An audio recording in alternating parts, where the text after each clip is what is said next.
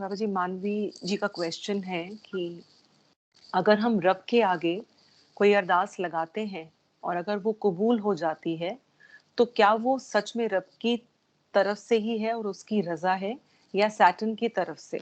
और जो दुआ कबूल नहीं होती, वो हम ये समझ लेते हैं कि शायद ये हमारे नसीब में नहीं होगी। तो क्या ये सोच सही है? रब से की जाने वाली जो दुआ है, वो चाहे कबूल हो या कबूल ना हो, उसमें सैटन का कोई दखल नहीं होता। अगर उस दुआ में मांगी जाने वाली चीज की इंटेंशन ठीक हो। अब जैसे आप रब से दुआ कर रहे हैं कि रब्बा मुझे 4 बेटे दे दे। अब आप 4 बेटे मांग इसलिए रहे हैं कि आपकी ननाण के या जेठानी के या दुरानी के 4 बेटियां हैं, और बेटे आप मांग इसलिए रहे हैं कि जी अगर मेरे यहाँ बेटे आ जाएं तो एदियां चारे बेटियां मेरे घर आ जाएंगियां, एदा सारा धन ते दौलत मेरे आ जाएगा, एदियां सारियां धीयां मेरियां नौवां बन जाएंगियां, फिर ते ये मेरे पैर थल्ले होएगी ना, मैं जदों चाहांगी रगड़ के रख दियां। अब आपकी मांगने की इंटेंशन गलत है। ऐसी गलत इंटेंशन पे चीजें जो मांगी जाती हैं, ऐसी मांगी गई दुआओं के अंदर बाज दफा सैटन जो है वो इंटरफेरेंस करता है कि जब उसके मन की इच्छा गलत है, नेगेटिव है, और वो पाप की तरफ जाना चाहती है, तो ऐसे पाप को पाया तकमील तक पहुंचाने के लिए शैतानी ताकतें इंटरफेरेंस करती हैं। अगर चीज जायज हो, ठीक हो, नीयत भी ठीक हो, और फिर वो रब से मांगी जाए। अगर आपकी दुआ भी ठीक है और मांगी भी ठीक जगह पे गई है, फिर सैटन उसके अंदर किसी किस्म का कोई इंटरफेरेंस नहीं कर सकता। फिर वो आपकी दुआ चाहे कबूल हो या ना कबूल हो, दोनों सूरतों में रब की मर्जी समझी जाएगी। अब जब कभी आप एक दुआ करते हैं, आप रब से दुआ करते रहते हैं, मगर 2 साल, 4 साल, 5 साल आप दुआ मांगते रहते हैं, मगर दुआ आपकी स्वीकार नहीं होती है, तो ऐसी सूरत में हम बोल देते हैं कि जी रब की मर्जी। जब कबूल होती है तो वो भी रब ही की मर्जी होती है, और अगर कबूल नहीं हो रही तो वो भी रब ही की मर्जी होती है। इसमें कोई इस टाइप की इंटरफेरेंस हमें नहीं तस्लीम करते जब हम रब से प्रे कर रहे हैं। अब होता ये है कि मान लो कि रब रब ने जो बात फिर हट के घूम फिर के आ जाती है तकदीर पे। तकदीर जो है ये रब की प्रिडिक्शंस की एक कलेक्शन का नाम है।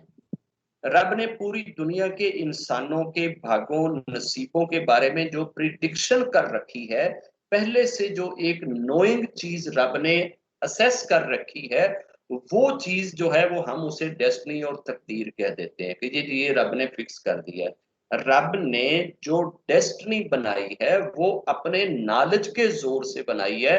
रब पहले से उस चीज को प्रिडिक्ट कर लेते हैं कि यार ये चीज ऐसे होगी।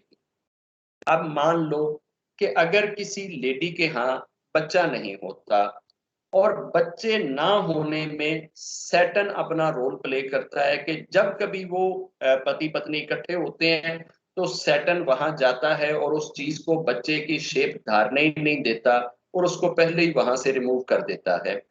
और वो लेडी अब लगातार रब से दुआ कर रही है, तो रब ने अपनी प्रिडिक्शन के अंदर भी ये चीज ऐसे ही लिखी हुई होएगी कि ये लेडी मेरे से इतने हजार बार ये दुआ करेगी, मगर शैतान इसमें अपनी शैतानी दिखाएगा और इतने हजारों बार इस चीज को जाया कर देगा, और ये औरत बच्चे को नहीं पा पाएगी।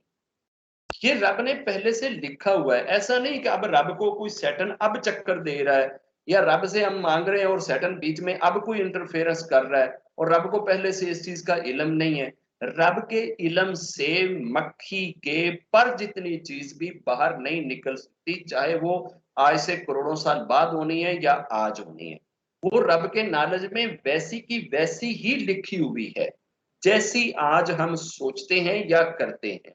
अब जो कुछ भी सेटनल इफेक्ट आया है, उस सेटनल इफेक्ट के बाद वो औरत 2 साल, 4 साल, 5 साल, 10 साल, 20 साल रब से दुआएं कर करके थक जाती है और वो एक दिन रब से नाराज होकर रब से गिले करती है, शिकवे करती है, लड़ाई करती है। ये चीज भी रब की प्रिडिक्शन में ऑलरेडी नोटेड है कि फलां डेट फलां टाइम को कुर्सी पे बैठी होएगी, इतना टाइम हो चुका होएगा, सामने इसके चाय का कप पड़ा होएगा, पति की बेल दरवाजे से आ रही होएगी और एन उस समय में ये सोच रही होएगी कि जी ए जे रब ਨੂੰ ਰੱਬ ਕਹਿਣ ਨਾਲੋਂ ਤੇ ਐਵੇਂ ਹੀ ਬਿਹਤਰ ਹੈਗੇ ਆ, ਸਾਨੂੰ ਕੀ ਫਾਇਦਾ ਹੋਇਆ ਜੀ 20 ਸਾਲ ਹੋ ਗਏ ਨੇ ਤੇ ਇਹਦੇ ਕੋਲ ਦੁਆ ਮੰਗਣ ਦੇ, ਸਾਨੂੰ ਤੇ ਦਿੱਤਾ ਕੋਈ ਨਹੀਂ, ਸੋ ਜਿਨ੍ਹਾਂ ਨੂੰ ਚਾਹੀਦੇ ਨਹੀਂ ਉਹਨਾਂ ਦੇ ਘਰੀ ਘੱਲੀ ਜਾਂਦਾ, ਜਿਹੜੇ ਮੰਗ ਮੰਗ ਕੇ ਤੱਕ ਗਏ ਨੇ ਉਹਨਾਂ ਦੇ ਘਰੀ ਆਂਦਾ नहीं है। तो ये जो भी इसने वर्डिंग कहनी है शुक्र की या नाशुक्री की, ये वर्डिंग भी ऑलरेडी प्रिडिक्शन में है, कोई एक वर्डिंग भी वो अपनी तरफ से नहीं कह सकता। ये जो वर्डिंग अभी मैंने कही है, ये वर्डिंग भी मेरे रब ने उस प्रिडिक्शन में लिखी हुई है कि इतने लोगों के सामने फला जगह पे बैठकर बाबा विनोद फला डेट फला समय फला टाइम पे इस हालत में ये शब्द समझाने के लिए बोलेगा।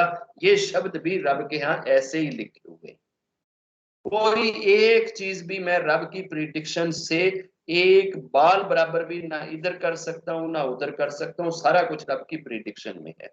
मैं रब की याद में जाना चाहूं या रब की याद से पीछे रहना चाहूं, जितना मैं करूंगा वो वैसे ही लिखा हुआ है कि ये इतना मेरी याद में जाएगा, इतना मेरी याद से भागेगा, इतनी देर मेरे साथ जुड़ के रहेगा, इतनी देर मेरे से दूर होएगा, इतनी देर ऐसे करेगा, इतनी देर। ऐसा नहीं है कि रब ने लिख पहले दिया तो हम कर बाद में रहे हैं।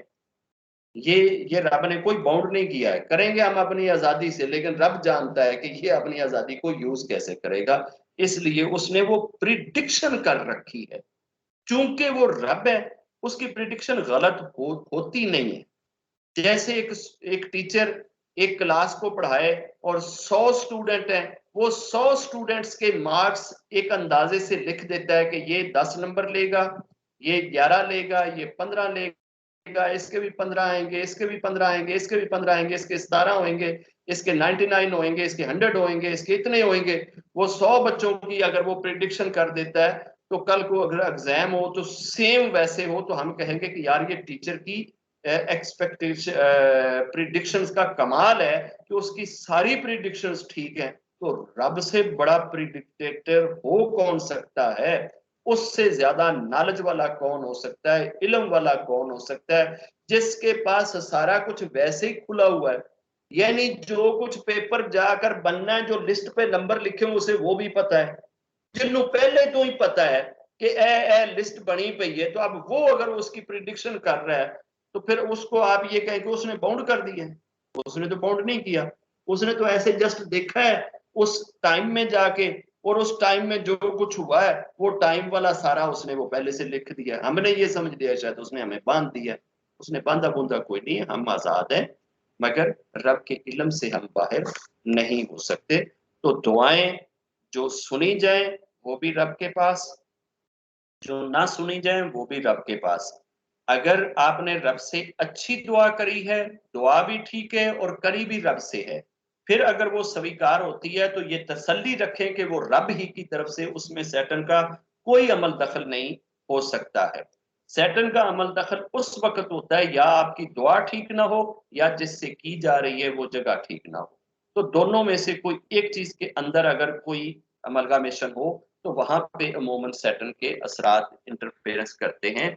अगर किसी की दुआ ठीक है, दुआ भी ठीक है, ठीक जगह पे भी की जा रही है, फिर अगर शैतान उसके अंदर कोई अमल दखल करता है तो हो सकता है कि वो भी आपके फेथ की एक जजमेंट हो रब के यहाँ, आपकी आजमाइश हो कि आपको इस तरीके से आपको नाला रखा जाए, आपको उस चीज से डिप्राइव रखा जाए और आप उस डिप्राइवनेस के बाद रब के साथ लड़ाई करते हैं या रब के रजा पे राजी रहते हैं या शुक्र करते हैं।